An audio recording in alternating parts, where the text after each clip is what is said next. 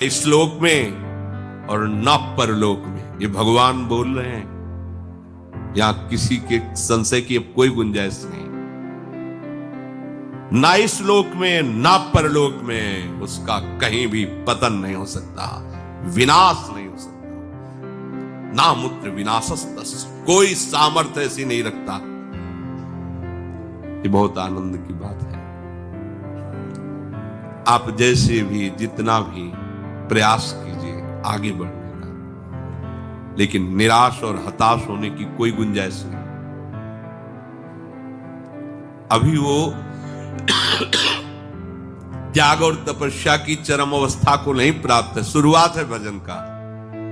देवर्षि नारद जी ने भी श्रीमद् भागवत में कहा है कि जो सब धर्मों का त्याग करके एकमात्र श्री भगवान के आश्रित हो गया और भजन प्रारंभ किया है, अभी भजन परिपक्व अवस्था को नहीं पहुंचा और वो गिर जाता है, पतित हो जाता है, तो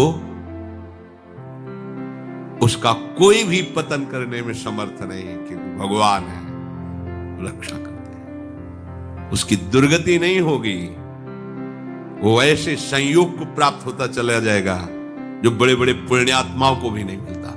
अभी भजन प्रारंभ किया केवल बस और भ्रष्ट हो गया, उसकी वो गति होगी जो बड़े बड़े पुण्यात्माओं की भी नहीं होती। जो भगवत आश्रय लिए हुए है, नाम भक्ता प्रणश्य, नाश ने एक बार बोला अपने राधा, एक बार जीवन में, चाहे जिस भाव से बोला, तो जब आप मरोगे तो वही यमराज स्वरूप है, वही धर्मराज स्वरूप है। धर्मराज बड़ा शांत गंभीर स्वरूप, महान वैष्णव, और यमराज बड़ा ही विकराल रूप, पापियों के लिए यम है और धर्मात्माओं के लिए धर्मराज है।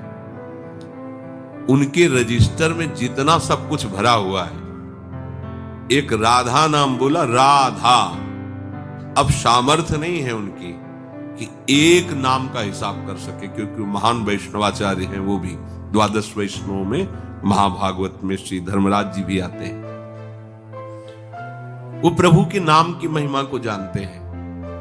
एक बार तुम्हारे जीवन में यदि नाम लिख गया है, किसने बोला था या सुना था, तो दुर्गति शब्द तो खत्म हो गया तुम्हारे जीवन का। विश्वास करना, ये दुर्गति शब्द नहीं रहेगा। एक नाम, बस सबसे बड़ी बात है कि इस पर विश्वास की आवश्यकता है। बिन विश्वास भगति नहीं, ते बिन द्रवहि न राम, राम कृपा बिनु सपने जीवन लह विश्राम। एक बार, कई बार सत्संग में सुनाया है कि 2 भाई थे। एक भाई धर्मात्मा और संत सेवन, साधु महात्माओं को देखते ही उनके चरणों में प्रणाम करना, आदर पूर्वक विनय पूर्वक घर लाना, उनका पाद प्रक्षालन, चरणोदक उतारना, उनकी पूजा करना, सुंदर भोग पकवान बना के उनको पवाना, आदर से विदा करना। उनका जो भाई छोटा था, शराब पीना, मांस खाना, गंदे आचरण करना और अपने भाई का भी विरोध करना, साधुओं को देखते ही गाली देना, ऐसा। दोनों की अपनी अपनी वृत्तियां। बड़े भाई को अंदर से बड़ा कष्ट होता। एक ही गर्भ से पैदा हुए पर कैसा ये असत आचरण करता है, कब इस पर भगवान की कृपा होगी। एक दिन अयोध्या के संतों की मंडली वहां से पधार रही थी। पहले संत जन पद यात्रा ही करते थे, उसका स्वभाव था संतों की सेवा। विनय किया तो संत श्रद्धा देखते हैं, उनके आदर भाव को देखकर घर गए। जो ही प्रसाद पाने को बैठे तो उसी समय वो शराब पी के लड़खड़ाता हुआ वहां से, क्योंकि घर तो एक ही था, वो ऊपर रहता था। पहले ही संतों से कहा, प्रभु नाराज मत होना, ये हमारा भाई पर ऐसे कुसंग को प्राप्त होकर दुष्ट स्वभाव वाला हो गया है। वो संतों को गाली देते हुए ऊपर चला गया, प्रसाद पवाया और घुटने टेक कर कहा, प्रभु क्या इसका भी उद्धार हो सकता है? तो उनमें जो मुखिया थे संतों में, उन्होंने कहा आप चिंता मत करो, भगवान के नाम में बड़ी सामर्थ्य है। अभी हम उपाय कर देते हैं जिससे इसकी दुर्गति नहीं होगी। संतों से कहा तुम इनके घर से बाहर निकलो, तो शंख घंटा नाद करते हुए निकले। उसको कमरे में पता चला शंख घंटा नाद से कि संतजन गए, तो अपने भाई को गाली देने के लिए कमरे से जे ही बाहर निकला तो जो मुखिया संत थे वो खड़े ही थे, वो बाल ब्रह्मचारी उठा पटक दिया उसको, और नशे में ही था, छाती में चढ़ के बैठ के बोले बोल राम राम, नहीं बोलेगा तो जान से मार देंगे, बोल राम राम। वो नहीं बोलेगा, वो गर्दन था, बोल। उसने सोचा कि बोल देने से प्राण बच जाएंगे, इतना तगड़ा बाबा जी ऊपर बैठा है, ज्यादा देर बैठा रहा तो फिर तो राम राम, पर ऐसे उपहास या अश्रद्धा राम राम। बोले बेटा इसकी कीमत कभी मत लेना। बोले चल कीमत दो, चलो। अब वो तो जानता ही नहीं ना प्रभु के नाम और प्रभु के भक्तों को। नीचे उतर के आए, उन्होंने कहा विश्वास करना मेरी बात का, अब इसकी दुर्गति नहीं हो सकती। कुछ समय बाद उसको कैंसर हुआ, शरीर में भयानक पीड़ाएं, शरीर पूरा हुआ, यमपुरी में पहुंचा। यमराज जी ने पूरा हिसाब उस सेकंड के कम हिस्से में देख लेते हैं। अब ये तो सीधे नहीं कि जाओ रो में डालो, क्योंकि 2 बार नाम लिया। उनका भाई तुम्हारा पूरा हिसाब जो है नरक वाला है, बस एक मंगलमय कार्य हुआ। संत के द्वारा प्रेरित होकर 2 बार तुमने राम राम कहा, बोलो तुम इसका क्या सुख चाहते हो, जो चाहोगे तुम्हें प्राप्त हो जाएगा, फिर तुम्हें ये नरक भोगना पड़ेगा जो पाप कर्म किए। संत की वाणी अमोघ होती है। उस समय भी उसकी स्मृति में आया कि बेटा इसकी कभी कीमत मत लेना।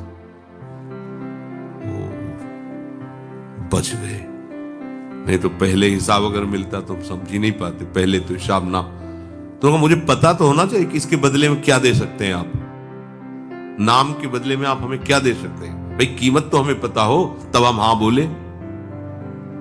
हमें पता ही नहीं इसकी कीमत क्या है, इसका सुख क्या है। पर इसकी कीमत हम तो नहीं बता सकते हैं। त्रिभुवनपति देवराज इंद्र है। ध्यान किया देवराज इंद्र तत्काल, कैसे धर्मराज जी, जो समस्या है ये पापी है, पूरे जीवन अत्याचार दुराचार करता रहा, संत से प्रेरित होकर 2 बार राम राम बोला। अब ये कह रहा है कि इसकी कीमत क्या है, क्योंकि इसका फल देना पड़ेगा। प्रभु के नाम का फल, ये तो हमारी सामर्थ्य नहीं कि हम इसका। सृष्टि विधाता भगवान ब्रह्मा जी, तो उनको तो बुला नहीं सकते क्योंकि परमेष्ठी पद में इनको जाना पड़ेगा, वो बड़े पद के। धर्मराज जी देवराज जी ब्रह्मलोक पहुंचे। बीच की बात की जब कहा उनसे कि जीवात्मा से चलो साथ, कहा? बोले हम लोग तो निर्णय नहीं कर पा रहे, ब्रह्मा जी करेंगे। तो बोला ऐसे थोड़ी जाएंगे, वो बहुत चतुर। बोला पालकी लाओ, उस पर बैठ के जाएंगे। उसकी पालकी में एक तरफ देवराज इंद्र, एक तरफ धर्मराज। बोले जितने तुम्हारे भयावने दूत है ना, ये हमारे सामने भी नहीं आने चाहिए। शासन कर रहा है, 2 बार नाम सब।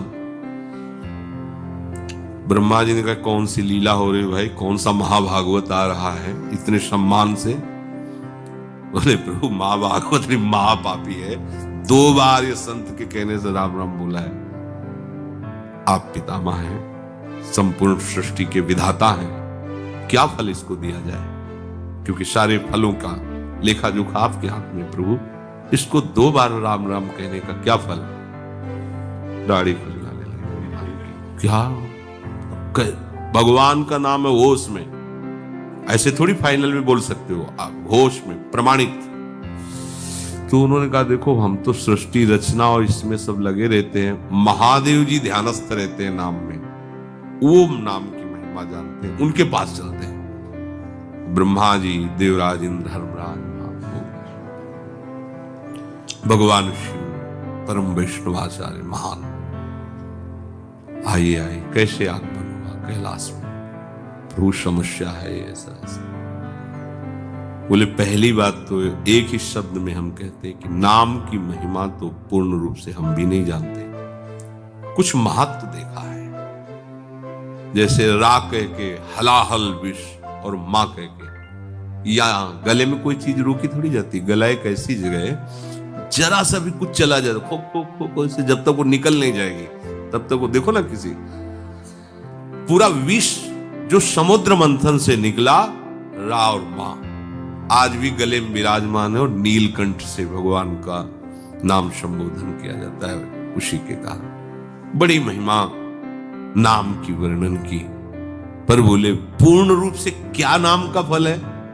असमर्थ है महादेव जी। अभी तो पूरे त्रिभुवन के बड़े बड़े अधिकारी महापुरुष जन हैं, भगवान की महिमा के सब ज्ञाता हैं, इनसे बड़ा कौन हो सकता है। अब हुआ कि आखिर निर्णय क्या किया जाए कि क्या है भगवान के नाम का फल। चलो साकेतपुरी, जैसे भगवान नारायण हरि लक्ष्मी जी के साथ वैकुंठ में विहार करते हैं अपने दिव्य पार्षदों के साथ, ऐसे ही भगवान रघुनाथ जी सिया जी के साथ अपने परिकर के साथ साकेत बिहारी हैं। देखो इस पापात्मा जी को किनके साथ जा रहा है? ब्रह्मा जी, महादेव, देवराज इंद्र, धर्मराज, अखिल लोक चूड़ामणि भगवान सिंहासन पर विराजमान है। वाम भाग में सियाजू विराजमान है। चरणों को सहलाते हुए महावीर, महाबली, परम ज्ञानी हनुमान जी महाराज और पूरा सब। प्रभु मुस्कुराए, कैसे कैसे सब भगवत स्वरूपों का कैसे आगमन हुआ। बोले प्रभु बड़ी समस्या है, इसको आप ही समाधान कर सकते हो। ये जीवन भर आपकी आज्ञा का उल्लंघन करने वाला जीव है, शास्त्र विरुद्ध आचरण, पापात्मा, संत से प्रेरित होकर 2 बार आपका नाम लिया है। इसका क्या फल हो सकता है? क्योंकि हम सब असमर्थ हैं कि इसके फल का ठीक निर्णय कर सकें। भगवान ने कहा उठा के हमारे पास लाओ, तो गोद में बैठा ला। दुलार करते हुए कहा कि कोई कितना भी बड़ा तपस्वी या साधन संपन्न हो, ऐसी स्थिति को नहीं प्राप्त होता, वो अपनी गति को प्राप्त होता है। पर इसने संत के द्वारा 2 बार नाम, तो नाम का क्या फल है ये तो पूर्ण रूप से हम भी नहीं कह सकते, पर उसका महत्व क्या है तुम देख लो कि हमारा साधन भजन करके पदों पर पहुंचा जा सकता है, लेकिन हमारी गोद में केवल नाम का प्रभाव आप महापुरुषों के साथ यहां तक आया, अभी हमारे ही धाम में रहेगा। इसके बाद नाम की क्या कीमत है, क्या महिमा है, ये तो हम भी नहीं कह सकते। कहां कहां लगी नाम बढ़ाई और राम न सके नाम। ये पक्का है, आपने जो भगवान नाम लेना शुरू किया तो नाश शब्द तो आपके जीवन से गया। जो नाना प्रकार की दुर्गतियां हैं, विश्वास करो नहीं होगी, दुर्गति नहीं हो सकती। भगवान कह रहे हैं नैवेह नामुत्र विनाशस्तस्य विद्यते, नहीं उसका विनाश नहीं हो सकता। फिर होगा क्या? दुर्गति तो नहीं होगी। भगवान कहते हैं कि उसने निश्चय किया है ना, मैं भगवत मार्ग में चलूंगा, बस इस निश्चय के कारण उसका कभी भी नाश नहीं हो सकता, दुर्गति नहीं हो सकती। मैं भगवत मार्ग में चलूंगा। अब चल नहीं पा रहा, लड़खड़ा रहा है, गिर भी पड़ता है। राहत न प्रभु चित चूक किए की, करत सुरत शैबार ही की। प्रभु बाहरी बात नहीं देखते, हृदय की बात। हम चलना चाहते हैं पर चल नहीं पाते। यह हमारी असमर्थता है, पर हम पाना चाहते हैं।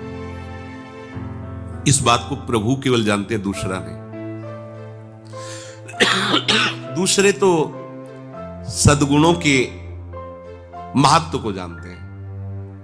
उसको नजर में जच जाए तो तुम महात्मा हो, नजर से फेल हो जाए तो चाहे जितने बड़े महात्मा हो तुम। प्रभु आंतरिक विषय को देखते। ये मेरे मार्ग में चलना चाहता है, पूर्वाभ्यासवश, मेरी माया की प्रबलतावश ये आगे नहीं बढ़ पा रहा है।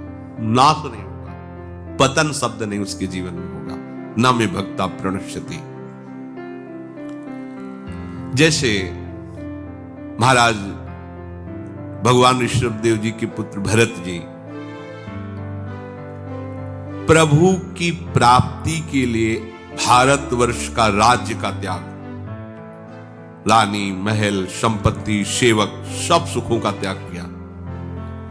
गंडकी नदी, जहां शालिग्राम भगवान जिस नदी में प्रकट होते हैं, उस नदी के किनारे एकांतवास करते हुए अपने चित्त को प्रभु के चरणारविंद में, उनके नाम में, उनकी सेवा में लगाने लगे। एक दिन वो गंडकी नदी में स्नान करके देने ही वाले थे कि देखा एक हिरनी जो गर्भवती थी, वो जल पीने के लिए आई थी। पीछे से सिंह ने दहाड़ मारी, घबरा गई, वो एकदम छलांग लगाई। गर्भवती होने के कारण वो जो गर्भस्थ शिशु था योनि द्वार से जल के प्रवाह में गिर गया और वो आगे गिर करके मर गई। ये भरत जी ने देखा, वो तो मर गई जो मां थी, और अभी नवजात शिशु तो मर जाएगा जल में। दौड़े और उसको गोद में उठाया। वैसे ही सुंदर होता है हिरण का शव। अब लाए और उसको दुलार करने लगे। 2-3 दिन में वो ऐसे चलने लगा। अब पूरी दृष्टि उस पर, कहीं कोई भेड़िया ना खा जाए, कहीं कोई सिंह ना खा जाए। नहीं नहीं, ये मेरी शरण में है, इसका कोई नहीं है।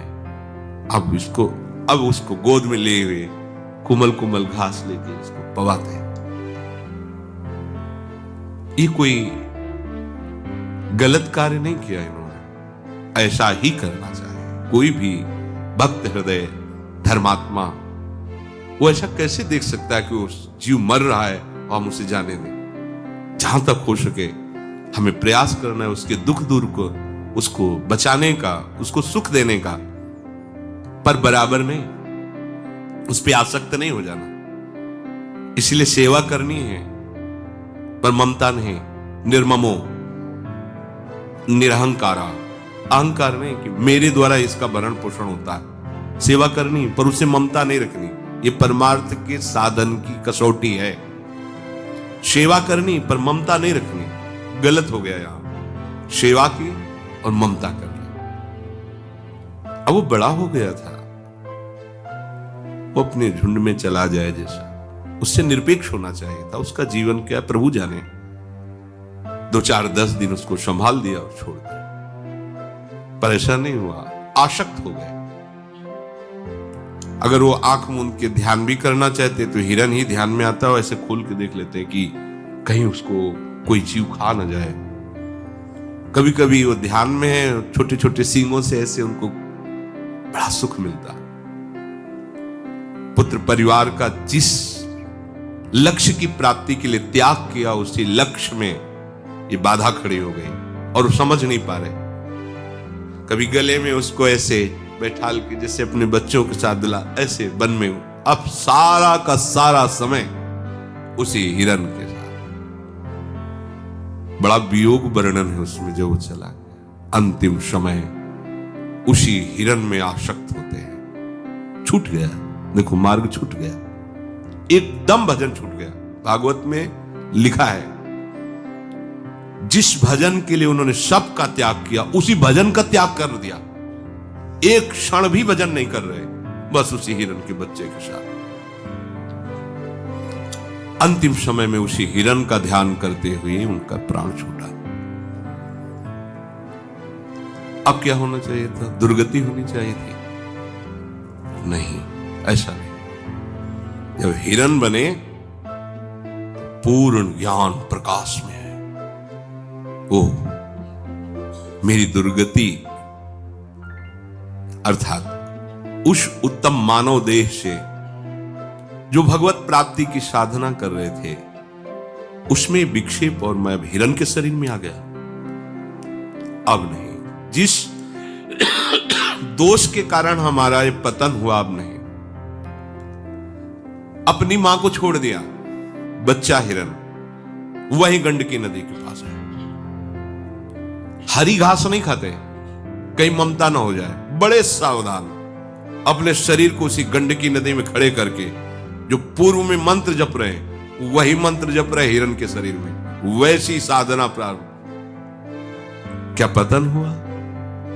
भगवान की आश्रित परमार्थ में चलने वाला पथिक कभी भी पतित नहीं होता। जो बड़े बड़े परमहंसों की स्थिति होती हुई हिरण की स्थिति है, गंडकी नदी में शरीर को खड़ा किए, मंत्राकार वृत्ति, हरी घास भी नहीं, सूखे तृण पत्ते खाते हैं जिससे राग ना हो जाए। शरीर छूटा, अगला जन्म ब्रह्म ऋषि के रूप में हुआ, कोई साधना नहीं करनी पड़ी। ब्रह्मबोध संपन्न महापुरुष, ज्ञान की ऊंची भूमिका में स्थित जड़ भरत के रूप में। भजन का क्रम नहीं नष्ट हुआ, साधना नहीं रुकी। ये मार्ग ऐसा नहीं 100 बार बोला है तो अब 101 बार शुरू होगा, 99 नहीं होगा। जितनी स्थिति में आप पहुंचेंगे उस स्थिति से कभी पतन नहीं हो सकता। सुरक्षित बैंक है ये भागवती, और ये आपके पास है। बताया दो नाम बोले थे, हिल गया पूरा सिस्टम ब्रह्मा का, निर्णय नहीं कर पाए। और आप अब इसमें सावधानी ये रखनी है कि हमारी बुद्धि कहीं नकारात्मक सोच में ना जाए। 2 नाम से काम चल जाएगा तो शाम के बोल देंगे राधा राधा, दिन भर दुराचार करेंगे। ऐसा जिस नाम की इतनी महिमा है, हम उस नाम को कभी छोड़ेंगे ही नहीं। हम ऐसे मार्गों का क्यों चयन करेंगे जिसमें हमें आनंद की अनुभूति ना हो? हम लोग क्या है कि अपने मन बुद्धि को नकारात्मक सोच में ले जाते हैं, प्रतिकूल ले जाते हैं कि जब इतनी महिमा, एक बार ये पाठ कर लेंगे, एक बार ये नाम ले लेंगे और खूब खुला जो मनावे सो पापाचरण करो, क्योंकि भगवान कहते हैं आम तो आम सर्व पापेभ्यो मोक्षयिष्यामि मा शुचा, मैं तुम्हें पवित्र कर दूंगा। फिर ऐसे करने में बात तो बनेगी ही, प्रभु तो बनाएंगे ही, पर दंड मिलेगा आपको।